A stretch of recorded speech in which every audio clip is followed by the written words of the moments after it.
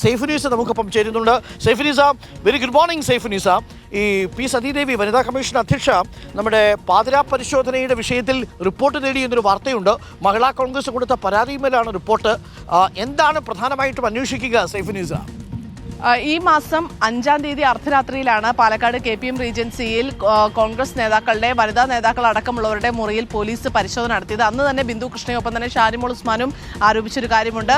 അനുമതിയില്ലാതെ ഒപ്പം തന്നെ വനിതാ പോലീസുകാരില്ലാതെയാണ് പോലീസ് അതിക്രമിച്ച് കയറി റൂമിൽ പരിശോധന നടത്തിയത് എന്ന് പരാതി പറഞ്ഞിരുന്നു. പക്ഷേ ഇവർ രണ്ടുപേരും നേരിട്ട് വനിതാ കമ്മീഷന് പരാതി നൽകിയിരുന്നില്ല. പക്ഷേ ഇവർക്ക് വേണ്ടി മഹിളാ കമ്മീഷൻ അധ്യക്ഷയാണ് ഇപ്പോൾ വനിതാ കമ്മീഷന് പരാതി നൽകിയിട്ടുണ്ട്, പരാതി ലഭിച്ചിട്ടുണ്ട് എന്ന് ഇപ്പോൾ വനിതാ കമ്മീഷൻ അധ്യക്ഷ പി സതീദേവി സ്ഥിരീകരിച്ചിരിക്കുകയാണ്. ഒപ്പം തന്നെ ഇക്കാര്യത്തിൽ റിപ്പോർട്ട് തേടിയതായും പറയുന്നു. അതായത് വനിതാ കമ്മീഷൻ ഈ വനിതാ കോൺഗ്രസ് നേതാക്കളുടെ പരാതിയിൽ ഇപ്പോൾ ഒരു അന്വേഷണം തുടങ്ങിയിരിക്കുന്നു.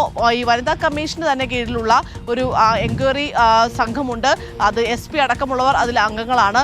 ഈ ഒരു അന്വേഷണ സംഘമായിരിക്കും ഈ വിഷയത്തിൽ അന്വേഷണം നടത്തി റിപ്പോർട്ട് കൈമാറുക. എന്തായാലും റിപ്പോർട്ട് വനിതാ കമ്മീഷൻ അധ്യക്ഷ ആവശ്യപ്പെട്ടിട്ടുണ്ട്.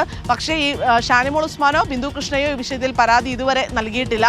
അർദ്ധരാത്രിയിലായിരുന്നു ഈ വനിതാ നേതാക്കളുടെ അടക്കം മുറിയിലെത്തി അന്ന് പോലീസ് പണം ഉണ്ടോ എന്നടക്കമുള്ള കള്ളപ്പണം എത്തിയിട്ടുണ്ടോ എന്നടക്കമുള്ള പരിശോധനകൾ നടത്തിയത്. പക്ഷെ ഒന്നും കണ്ടെത്താനായിരുന്നില്ല. ഇതേ തുടർന്ന് വലിയ പ്രതിഷേധം കോൺഗ്രസ് നടത്തുകയും ചെയ്തിരുന്നു. ഈ വിഷയത്തിലാണ് കോൺഗ്രസിന്റെ പരാതിയിൽ നിലവിൽ ഇപ്പോൾ വനിതാ കമ്മീഷൻ അന്വേഷണം ആരംഭിച്ചിരിക്കുകയാണ്.